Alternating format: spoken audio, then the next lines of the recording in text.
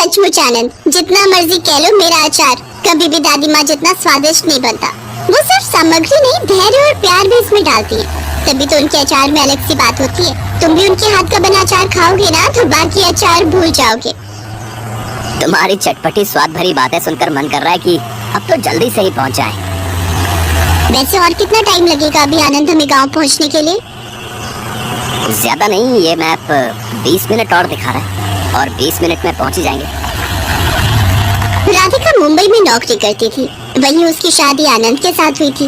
राधिका के माता पिता नहीं थे, गांव में उसके चाचा चाची और दादी रहते थे। शादी के बाद वो पहली बार अपनी दादी माँ से मिलने उनके गांव जा रही थी। राधिका की दादी सुमित्रा बहुत ही स्वादिष्ट अचार बनाती थी, इसीलिए राधिका का तो बस मन था कि वो जल्दी से ही पहुंच जाए और अपनी दादी माँ के हाथों का बना स्वादिष्ट अचार आनंद को भी खिलाए। कुछ देर बाद आनंद और राधिका गांव पहुंच जाते हैं। सुमित्रा अपनी पोती राधिका को देखकर बहुत खुश होती है। दादी माँ, आज भी ये घर आपके हाथों के बने अचार के मसालों की खुशबू से महक रहा है। अरे बेटी, तो लो, ये लो ना, ये मैंने कच्चे आम तोड़कर पिछले दिनों ही ताजा ताजा अचार डाला है। इसका स्वाद आनंद बेटा तुम्हें भी बहुत पसंद आएगा। गरम गरम नमक मिर्च के पराठे और मक्खन के साथ खाओ। ये लो बेटा, चने दाल की खिचड़ी थोड़ी और लो। बस दादी माँ, पेट फुल हो गया मेरा तो। आपके इतनी तरह के स्वादिष्ट अचारों ने तो बहुत ही स्वाद ला दिया। माँ जी, जरा इधर आना। राधिका, तुम्हारी चाची बुला रही है, मैं अभी आती हूँ। हाँ बहू, बोलो, कुछ काम था? ऐसा है माँ जी, बड़े भैया भाभी तो अब इस दुनिया में रहे नहीं। राधिका शादी के बाद पहली बार अपने पति के साथ हमारे घर आई है। खबरदार अगर इसे 100 रुपए शगुन से ऊपर दिए तो।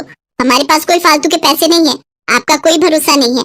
आप तो अपनी बड़ी पोती को कुछ भी उठाकर दे दोगी। अरे मेरी भी 2 बेटियां बैठी हैं, उनका भी ब्याह करना है, इसका क्या है?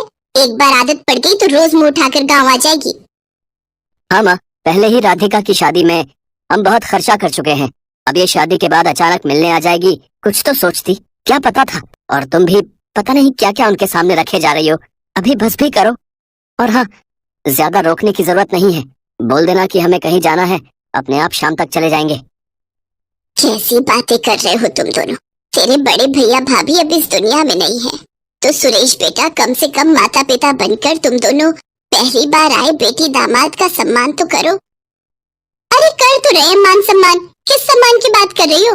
माँ जी, तुम यहाँ रहती हो, तुम्हारा पहले बोझ कम है जो अपने मरे हुए बेटा बहू के बच्चों को भी बुलाती रहती हो। अरे हमने ही थोड़ी ठेका लिया हुआ है, तुम्हें भी पाले और तुम्हारे बच्चे के बच्चों को भी देखे। अभी राधिका की चाची बोल ही रही थी कि राधिका कमरे में आ जाती है। राधिका सारी बातें सुन चुकी थी, अब वो गुस्से में थी। बस चाची, अब और नहीं, आपने दादी को बहुत सुना लिया। अरे दादी और कहाँ जाएंगी अगर अपने बच्चों के घर नहीं रुकेंगी? क्या हुआ, मेरे मम्मी पापा दुनिया में नहीं है तो? मैं अभी जिंदा हूँ, मैं दादी को अपने साथ लेकर जाऊंगी। अब दादी आपके साथ नहीं रहेंगी। चलो दादी माँ, आप अपना सामान पैक करो, आप हमारे साथ आज ही शहर चलोगे। हाँ हाँ, ले जाएगी तो अपने माँ बाप पर ही, जैसे वो अकड़ में रहते थे वैसे तू भी अकड़ में रहती है। पैसे वाला लड़का मिल गया ना तुझे, इसलिए इतना बोल रही है।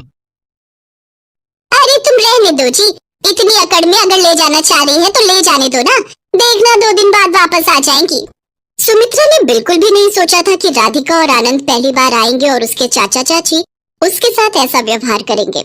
सुमित्रा और राधिका फूट फूट कर रोने लगती हैं। अब राधिका नहीं चाहती थी कि उसकी दादी गांव में इस हालत में रहे, इसलिए राधिका और आनंद ने तुरंत फैसला लिया कि दादी माँ को अपने साथ शहर ले जाए। और फिर सुमित्रा राधिका और आनंद के साथ शहर आ गई। शहर में सुमित्रा को सुकून था क्योंकि उसकी पोती राधिका और दामाद उसकी बहुत देखभाल करते थे। दादी माँ, अब आप हमारे साथ रहोगे। वैसे आपके हाथ का टेस्टी टेस्टी अचार यहाँ भी खाने को मिलेगा, क्यों आनंद? हाँ राधिका, वो तो है। दादी माँ, मेरे भी अपने बड़े मेरे साथ नहीं है। आज आपको पाकर मेरी भी ये इच्छा पूरी हो गई। थैंक यू दादी माँ। जीते रहो मेरे बच्चों। सुमित्रा बहुत खुश थी। वो अपनी पोती और दामाद के लिए अचार बनाने की तैयारी करती है। राधिका सुमित्रा को बाजार लेकर जाती है। सुमित्रा अपने हिसाब से अचार के आम खरीद लेती है। घर आकर सुमित्रा ने अचार डालने की तैयारी शुरू कर दी। उसने आमों को धोकर काट कर धूप में सूखने के लिए रख दिया। अब मसाला तैयार करने का समय हो गया था। सुमित्रा ने लाल मिर्च पाउडर, हल्दी और नमक मसालों में मिलाया और सबको पीसकर दरदरा मिश्रण बना लिया। दादी माँ, ये देखिए, ये आम धूप में सूख गए हैं। बस तो फिर इन आमों में ये सारे मसाले और सरसों का तेल मिला देंगे। ध्यान रहे बिटिया कि प्रत्येक टुकड़े पर अच्छी तरह से मसाला लगा हो। इसे अच्छे से मिला लो। राधिका, याद रखो बिटिया, तेल को अचार के सभी टुकड़ों पर ढकना चाहिए। तेल अचार को खराब होने से बचाता है। फिर इस अचार को केवल समय की आवश्यकता है। बस अब इसे एक बड़े कांच के जार में डालकर कसकर बंद कर दिया। अब इसे कम से कम 1 सप्ताह तक रखा जाना चाहिए। बस इसे धूप दिलाते रहो और अगर तेल कम हो तो 3-4 दिन बाद और डाल देंगे। सुमित्रा ने आम का अचार तैयार करके रख दिया। राधिका की कुछ सहेलियां उससे मिलने आई हुई थी। राधिका ने सभी को मछली के साथ अचार दिया। राधिका, ये तो बहुत ही टेस्टी अचार है, कहाँ से मंगाया, मुझे भी बताओ। हाँ, अचार वाकई में बहुत स्वादिष्ट है। किसी न्यू ब्रांड का है क्या राधिका? हाँ, न्यू ब्रांड ही समझ लो। ये मेरी दादी का अचार है। मेरी दादी अचार बनाने में बहुत एक्सपर्ट है। अच्छा अच्छा, दादी जी, आपने ये अचार बनाया है, ये तो बहुत टेस्टी है। सच, ऐसा अचार मेरे घर पर भी सबको मिल जाए तो बात ही बन जाए। मेरे घर में सब अचार बहुत पसंद करते हैं। क्या आप मेरे लिए अचार डाल सकते हो? मेरे लिए भी दादी माँ, अगर आप अचार डाल दो। मैंने कई बार डालने की कोशिश की पर मेरे हाथ का अचार खराब हो जाता है, रुकता ही नहीं। मम्मी कहती है कि किसी किसी के हाथ का अचार नहीं रुकता है। अगर आप मेरे लिए डाल दो तो मेरी बहुत हेल्प हो जाएगी। हाँ हाँ बच्चों, क्यों नहीं। आजकल तो वैसे भी अचार के आम का सीजन है। मैं तुम सब के लिए अचार डाल दूंगी, बस मुझे कुछ दिनों का वक्त दो। अपनी सहेलियों की बातें राधिका ध्यान से सुन रही थी। तभी उसके मन में विचार आया कि क्यों ना दादी के अचार को व्यापार में बदल दिया जाए, जिससे दादी को खुशी मिलेगी और उनके काम को पहचान। दादी माँ, मैंने और आनंद ने सोचा है हम आपके अचार को घर घर पहुँचाएंगे।